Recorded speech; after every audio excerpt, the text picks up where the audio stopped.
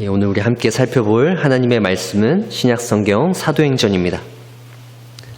사도행전 10장 44절부터 48절에 있는 말씀입니다. 제가 가진 성경책으로는 신약성경 205쪽에 있습니다. 사도행전 10장 44절부터 48절에 있는 말씀을 우리 함께 교독하도록 하겠습니다. 사도행전 10장 44절부터 48절입니다. 제가 먼저 44절 읽겠습니다. 베드로가 이 말을 할 때 성령이 말씀 듣는 모든 사람에게 내려오시니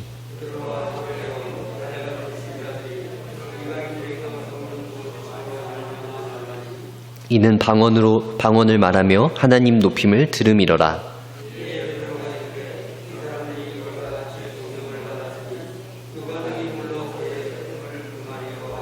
함께 읽겠습니다. 명하여 예수 그리스도의 이름으로 세례를 베풀라 하니라. 그들이 베드로에게 며칠 더 머물기를 청하니라. 아멘. 오늘 사도행전 20번째 시간입니다. 저희가 사도행전을 지금 계속해서 살펴보면서 예수 그리스도께서 승천하신 이후에 이제 복음이 사마리아와 땅끝까지 전달되어지는 모습을 우리가 보고 있죠. 그리고 그 곳곳마다 복음의 역사가 어떻게 일어나는지를 살펴보고 있습니다. 오늘 우리가 살펴볼 이 사도행전 10장에 있는 본문은 고넬료라고 하는 사람과 베드로가 드디어 만나게 되는 그 과정을 그리고 있고, 또 그 이후에 베드로가 고넬료의 집 사람들에게 설교하고, 그리고 그로 인해서 성령의 역사하심이 나타나는 내용을 살펴보고자 합니다. 이제 이방인 중에 최초의 신자라고 볼 수 있는 사도행전 내에서요, 최초의 이방인 신자라고 할 수 있는 이 고넬료라고 하는 사람이 성령을 받게 되는 그 과정을 살펴보면서 우리는 이 사건이 갖고 있는 어떤 중요한 의미를 생각해 보려고 하는데요. 바로 그것은 복음이 이방인들에게 전해지고 이제 유대인들과 이방인들이 동일한 성령을 경험한다라는 사실입니다. 이제 더 이상 하나님의 백성이 유대인들에게로만 한정되어지는 것이 아니라 이제 이방인들에게까지 그 복음의 영역이 확장되어진다는 것이요. 그리고 그것을 성령의 임재하심으로 말미암아 인증하는 것이죠. 확증하는 내용이 바로 오늘 살펴볼 이 고넬료 가족이 회심하는 내용입니다. 성령님께서 그들에게 임하셔서 도장을 꽝꽝꽝 찍어주시는 것입니다. 여러분들께서도 이렇게 성령의 임재를 통하여서 초대교회가 새로운 가족을 맞이하게 되는 본문을 보시면서 여러분들께서도 혹시 며느리나 사위, 그리고 새로운 생명이 태어남을 통해서 새로운 가족이 생기는 것들을 아마 경험해 보셨을 것입니다. 얼마나 기쁜가요? 기대되고요. 바로 오늘 본문도 그런 엄청난 기대감, 그리고 많은 사람들이 환영할 만한 그런 소식들로 시작되어지고 있습니다. 이제 초대교회에서 새로운 가족이 들어오게 된다라는 그런 이야기가 기록되어져 있기 때문이죠. 이것은 굉장히 축하해야 할 일입니다. 동시에 사도행전 이후의 부분들 보면 이제 이방인들이 함께 신앙생활을 하게 되면서 생기는 갈등들이 또 나오게 되는데요. 그것은 우리가 이후에 살펴볼 내용이고요. 중요한 것은 오늘 본문에서 중요한 것은 이렇게 초대교회에 새롭게 시작되어지는 과정이었고 우리에게 새로운 가족이 생겼다라는 것을 우리가 기억하면 좋을 것 같습니다. 자, 그렇다면 이제 새로운 가족이 생겼는데요. 이 새로운 가족들에게 어떠한 모습이 있는지를 좀 살펴볼게요. 먼저는요, 이 고넬료라고 하는 사람이 가지고 있었던 어떤 기대를 살펴보고자 합니다. 24절에 있는 말씀인데요. 이튿날 가이사랴에 들어가니 고넬료가 그의 친척과 가까운 친구들을 모아 기다리더니, 고넬료라고 하는 사람은 지금 베드로라고 하는 사람을 기다리고 있어요. 고넬료의 어떤 기다림이 느껴지십니까? 고넬료는 이미 환상을 보았어요. 그래서 그 환상을 통해서 베드로라고 하는 사람을 초청하기 위해서 종들을 요빠라고 하는 곳에 보냅니다. 그리고 베드로가 집으로 오기까지 그 시간들 동안 그 고넬료가 얼마나 그 기다림 두근두근하는 마음을 가지고 베드로를 기다렸을까요? 베드로가 온다는 소식을 전해 들을 때까지 종들을 보내서 베드로가 어디까지 왔냐? 지금 어디를 지났냐? 막 이런 것들을 얼마나 알아보고 싶었겠어요? 아마 종들을 보내서 그렇게 하지 않았을까라고 생각이 되어집니다. 성경에 기록되어져 있진 않지만요. 아무튼 고넬료라고 하는 사람이 그만큼 베드로와의 이 만남을 기다렸을 것 같아요. 그래서 가족들뿐만 아니라 친척들 그리고 주위의 그 친구들까지 다 모아서 베드로를 통해서 그 하나님의 말씀을 듣기 위해서 이 고넬료라고 하는 사람이 베드로를 초청한 것이죠. 그의 그 기대감이 느껴지는 것입니다. 25절에 있는 말씀을 보시면 고넬료가 베드로가 딱 들어오는 순간 어떻게 했나요? 너무 기다려서 그 간절함이 너무나 큰 나머지 베드로를 보자마자 엎드려서 절을 했어요. 그래서 베드로가 깜짝 놀라죠. 나도 사람인데 나한테 이러지 마십시오. 하지만 이방인이었던 고넬료는 그만큼 사모했다라는 것입니다. 그만큼 고넬료는 이 베드로를 보기를 희망하였다라는 것이죠. 천사가 나타나서 이 고넬료가 기도하는 와중에 이렇게 지시를 하기까지 했으니 그 기대감이 더욱더 컸을 것이에요. 사실 환상이 없더라도 이미 베드로라고 하는 사람은 초대교회 내에 거의 신과 같은 신적인 존재와 맞먹는 것이죠. 예수 그리스도의 수제자 아닙니까? 그리고 죽은 사람도 살렸어요. 그렇게 익히 소문으로만 들었던 예수 그리스도의 수제자, 성령의 능력이 충만한 이 베드로가 온다라는 사실은 고넬료뿐만 아니라 그 주위에 있던 사람들에게 아주 큰 기대감을 갖고 오게 했던 것이죠. 하지만 28절에 있는 말씀을 보세요. 유대인과 이방인이 교제하는 것은 어떤 것입니까? 위법이라고 베드로가 말하고 있어요. 유대인인 내가 이방인인 여러분과 교제하는 것은 위법입니다 라고 말하고 있죠. 이 위법의 근거는 무엇입니까? 신명기 7장 2절부터 4절에 있는 말씀인데요. 내 하나님 여호와께서 그들을 내게 넘겨 내게 치게 하시리니 그때 너는 그들을 진멸할 것이라. 그들과 어떤 언약도 하지 말 것이요 그들을 불쌍히 여기지도 말 것이며 또 그들과 혼인하지도 말지니 내 딸을 그들의 아들에게 주지 말 것이요 그들의 딸도 내 며느리로 삼지 말 것은 그가 내 아들을 유혹하여 그가 여호와를 떠나고 다른 신들을 섬기게 함으로 여호와께서 너희에게 진노하사 갑자기 너희를 멸하실 것임이니라. 모세가 이제 가나안 땅을 들어가기 직전에 있는 이스라엘 백성들에게 전해준 그 율법의 말씀이죠. 너희가 가나안 땅을 들어가게 되면 그 땅에 있는 족속들과는 상종하지도 말라. 왜냐하면 그들의 그 문화에 젖어버리길 때문이죠. 하나님을 섬기지 못하고 그 땅에 있는 우상을 섬기는 그 문화에 그들이 빠져들게 될 것이라는 것입니다. 유혹을 당하게 될 것이라는 거죠. 그것을 경고하는 내용입니다. 이 법은 신약 시대에까지도 여전히 아주 강력한 힘을 발휘하고 있는 것을 볼 수 있어요. 유대인들이 이방인들과 함께 교제한다라는 것, 이것은 감히 상상할 수도 없는 일이었습니다.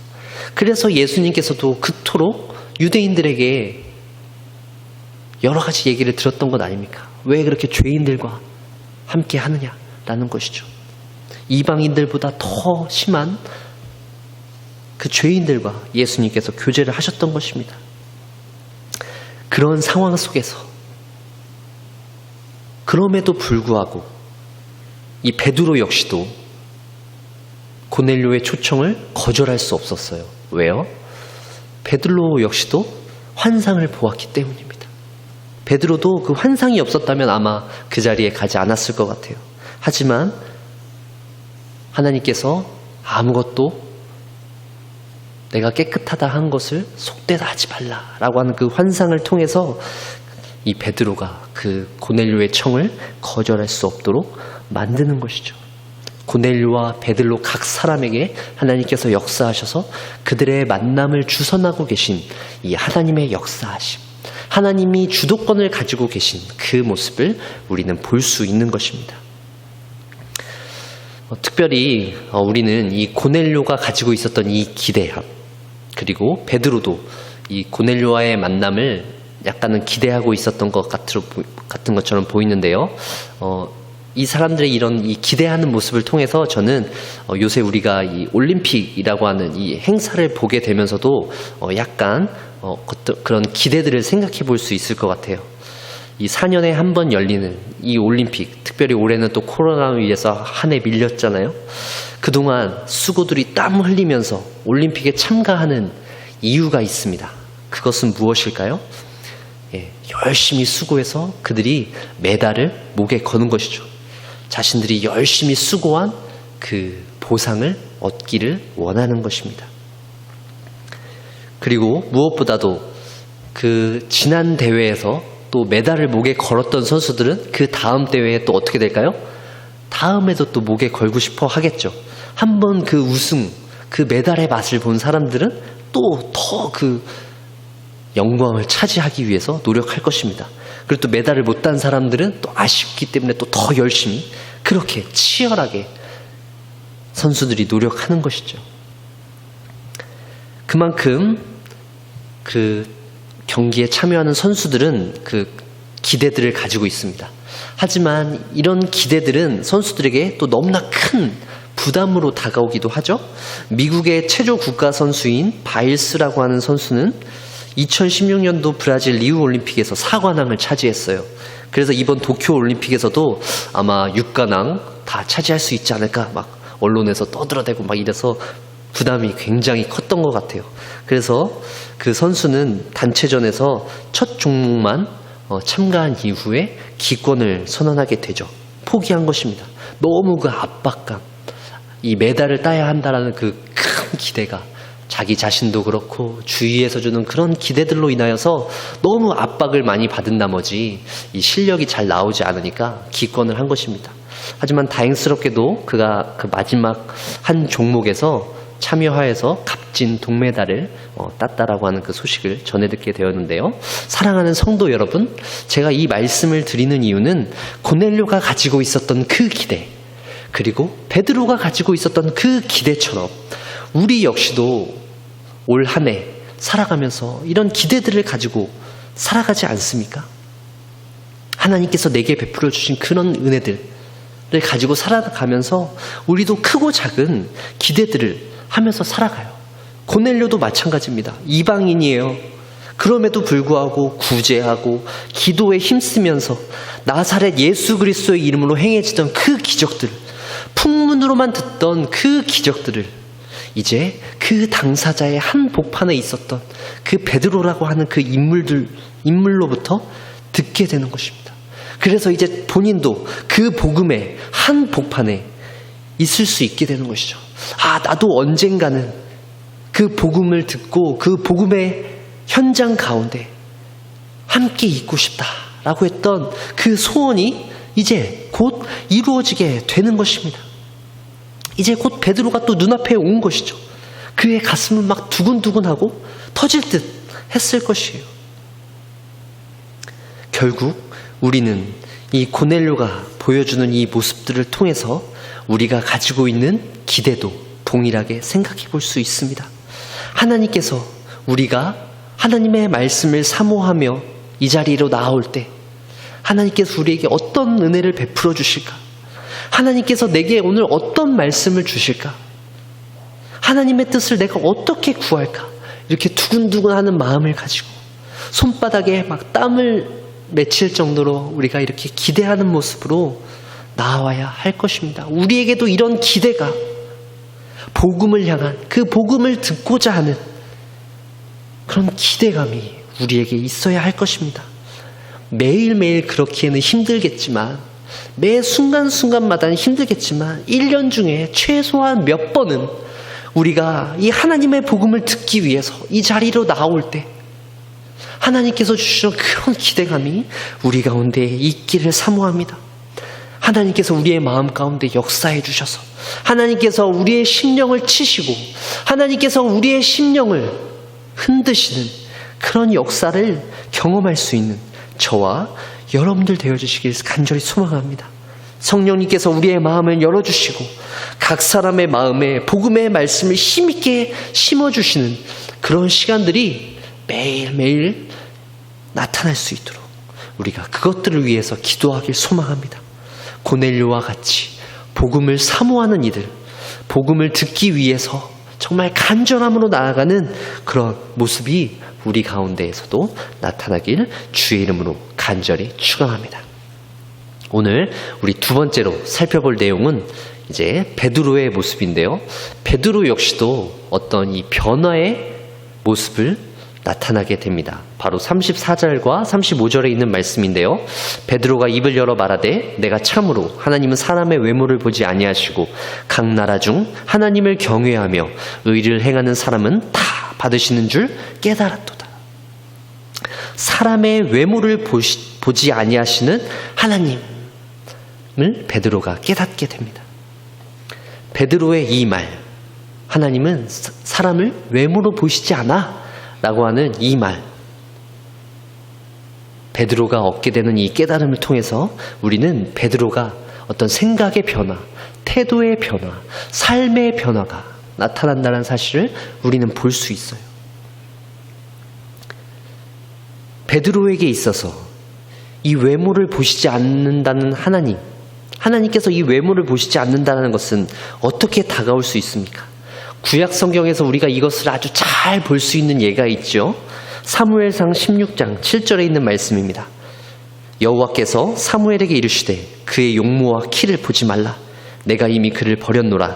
내가 보는 것은 사람과 같지 아니하니 사람은 외모를 보거니와 나 여호와는 중심을 보느니라 하시더라.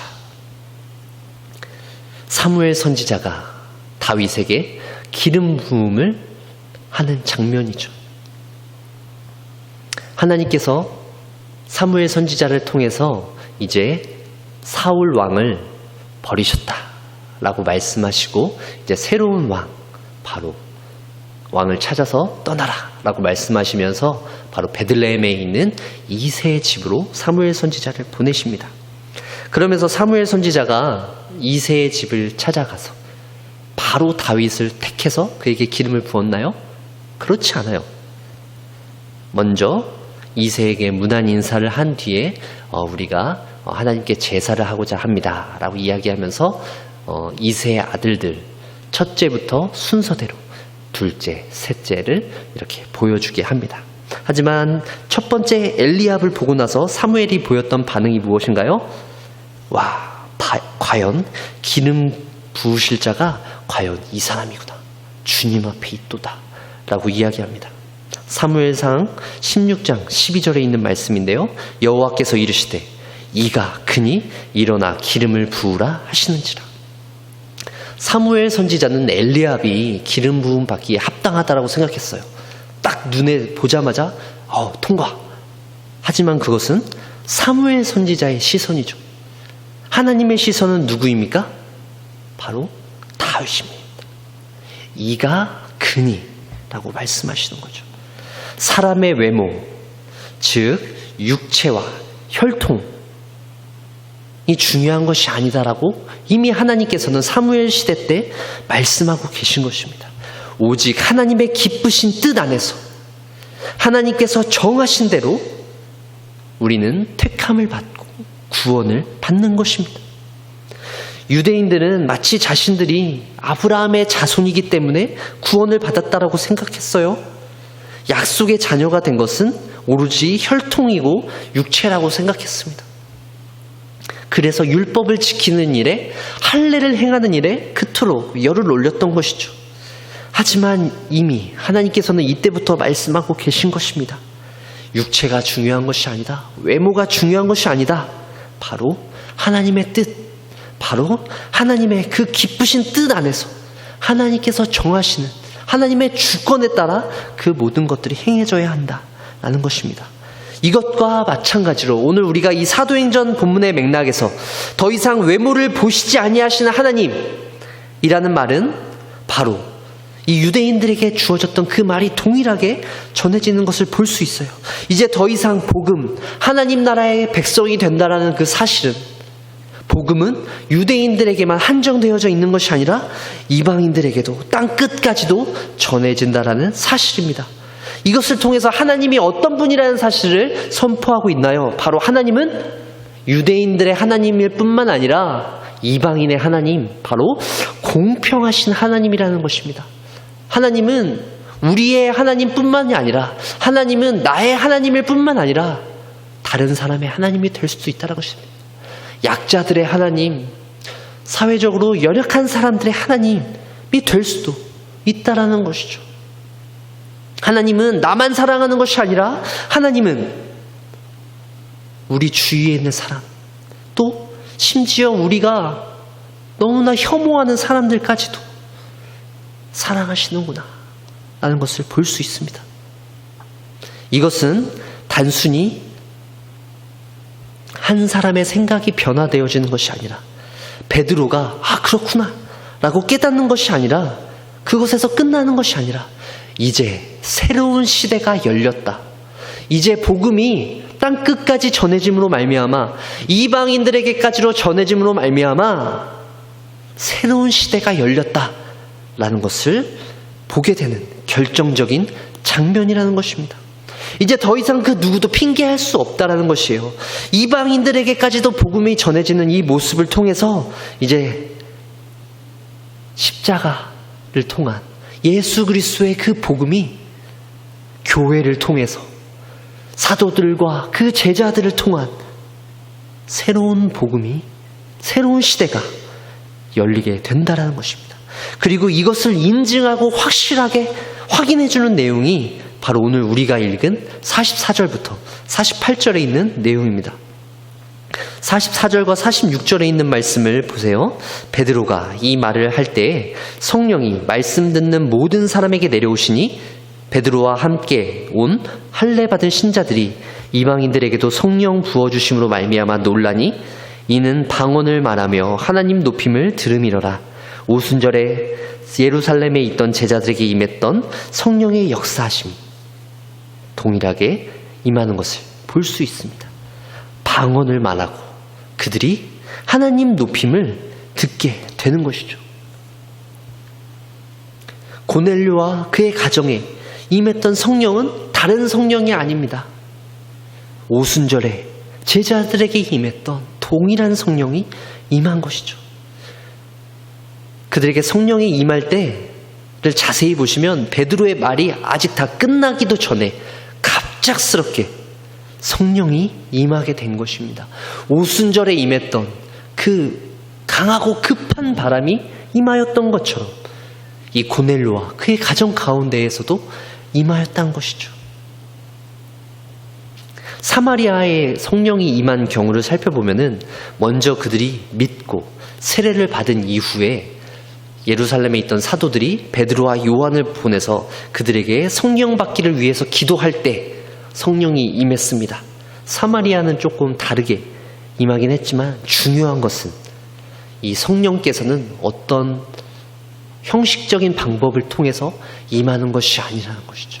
하나님의 그 기쁘신 뜻에 따라 성령님께서는 임한다라는 사실입니다. 성령님께서는 어떤 인위적인 방법으로 우리가 어떻게 성령의 역사하심을 조작할 수 없다라는 것이에요. 결국 성령은 하나님께서 그 부어주실 자들에게 부어주신다는 사실을 우리는 알 수 있는 것입니다. 우리 사도행전 10장 38절에 있는 말씀을 함께 읽어보도록 하겠습니다. 사도행전 10장 38절입니다. 스크린을 보고 함께 읽도록 하겠습니다. 시작. 하나님이 나사렛 예수에게 성령과 능력을 기름 붓듯 하셨음에. 38절 상반절이네요. 성령의 기름 부음을 기름 붓듯 하셨다라는 것이죠. 이 기름 부음은 어떤 것입니까? 구약 시대에는 왕과 선지자, 제사장들을 세울 때 하던 그런 의식입니다. 머리에 기름을 부으면 이 발끝까지 그 기름이 흐르는 의식을 통해서 하나님께서 이 사람을 세우겠다. 하나님께서 이 사람을 사용하시겠다. 승인하시는 의미가 있습니다. 그리고 그 기름의 가득 참을 통해서 그가 하나님의 능력으로 가득 채워져 있다라는 것을 뜻하는 것입니다. 하나님께서는 나사렛 예수 그리스도를 그렇게 성령과 능력으로 기름 붓듯이 채우셨습니다. 비단 예수 그리스도만 그렇게 하는 것이 아니라 그의 제자들, 그리고 사마리아 사람들, 그리고 이 고넬료와 그 모든 이방인들에게도 하나님께서, 그리고 오늘날 우리에게까지 하나님께서는 성령을 한없이 부어주실 것이다라는 것을 우리는 오늘 이 본문을 통해서 확인해 볼 수 있습니다. 사랑하는 성도 여러분, 우리는 이제 이 성령을, 같은 성령을 받음으로 말미암아 새롭게 한 가족이 되었습니다. 복음 안에서 우리는 한 형제요, 우리는 한 가족이 된 것입니다. 예수님께서 주신 명령을 다시 한번 기억해 보세요. 사도행전 1장 8절입니다. 한 목소리로 읽어보겠습니다. 오직 성령이 너희에게 임하시면 너희가 권능을 받고 예루살렘과 온 유대와 사마리아와 땅끝까지 이르러 내 증인이 되리라 하시니라. 한 가족이 된 우리는 증인이 되어야 한다라고 하는 것이죠. 우리의 사명이 무엇입니까? 바로 증인이 되는 것입니다. 베드로가 고넬료의 집에 초청을 받아서 했던 것은 설교입니다. 하지만 자세히 그 내용을 보면 간증이에요. 바로 증언입니다. 베드로가 이방인들 앞에서 증언하는 것입니다. 베드로는 주로 유대인들을 다루는 사역들을 했죠. 유대인들과 함께 사역을 했습니다. 하지만 이 이방인들 앞에서 베드로는 그동안 자신이 직접 보고 들었던 예수 그리스도와 함께하며 겪었던 것을 선포하고 있어요. 증언하고 있는 것입니다. 이 증언이라고 하는 단어는 순교라고 하는 단어와 어원이 같습니다. 우리는 증언이라고 하면 품위 있게 조용히 차근차근 어떤 사실에 대해서 말하는 것이라고 생각하기 쉬워요. 지금 제가 여러분들 앞에서 이렇게 격식을 차리고 이렇게 증거하는 것을 증언이라고 하기 쉬운 것이죠. 하지만 베드로와 사도들, 그리고 바울을 보십시오. 그들이 초청을 받아서 강사 대접을 받아가며 복음을 전하는 것보다 그들은 박해를 받아가며 쫓기면서 위협을 받고 온갖 살해의 위협 속에서 그들은 복음을 전했습니다. 복음을 증거한 것입니다. 말 그대로 진흙탕과 같이 험하고 힘든 환경 속에서 그들은 복음을 전하고 증거한 것입니다. 그들이 그랬다면 오늘 우리도 역시 마찬가지입니다. 성도들의 삶 역시도 마찬가지입니다. 우리는 이 세상에서 좀 위험 있고 격식을 차리면서 하나님의 복음을 전하는 것이 아닙니다. 그럴 때도 있어요. 하지만 그것이 전부가 아니라는 것입니다. 우리가 삶 속에서 예수 그리스도의 복음을 전하고 그 복음을 가지고 나아가야 하는 그 삶의 환경은 어떠한 것입니까? 바로 진흙탕과 같습니다. 삶 속에서 지지고 볶으며 참 지겹고 그 힘든 환경들을 이겨내며 그 가운데서 우리가 복음을 증거해야 한다는 것입니다. 불신자들과 함께 살을 맞대며 그들과 얼굴을 마주하며 그들과 함께 살아가면서 그들의 그 죄악들, 그들의 그 형편없는 모습들, 하나님을 고백하지 않고 그렇게 자신들의 죄악을 마음대로 저지르는 그런 모습들을 보면서 우리의 눈앞에서 벌어지는 그런 죄악을 보면서 그들을 용서하고 그들을 참고 그들을 인내하는 그런 곳이 바로 우리가 십자가의 복음, 예수 그리스도의 그 복음을 증언해야 하는 자리라는 것입니다. 바로 우리가 복음을 전해야 하는 곳은 그런 곳입니다. 삶 속에서는 어떻습니까? 또 우리의 자녀들, 또 우리의 부모들, 우리의 친척들, 또 우리와 가까운 지인들과 함께 어우러져서 우리의 머리는 막 헝클어져 가고 있어요. 목은 막 핏대를 세워가며 우리의 자녀들에게 소리를 지르면서 그렇게 살아가는 것이 우리가 복음을 증거해야 하는 현장입니다. 우리가 복음을 전해야 하는 곳은 바로 그런 곳입니다. 초대교회는 그런 곳에서 하나님의 복음을 증거했어요. 진흙탕과 같은 곳에서 복음은 열매를 맺었던 것입니다. 사랑하는 성도 여러분, 여러분이 계신 곳, 그런 곳은 어떤 곳입니까? 따뜻한 온실과 같은 곳입니까?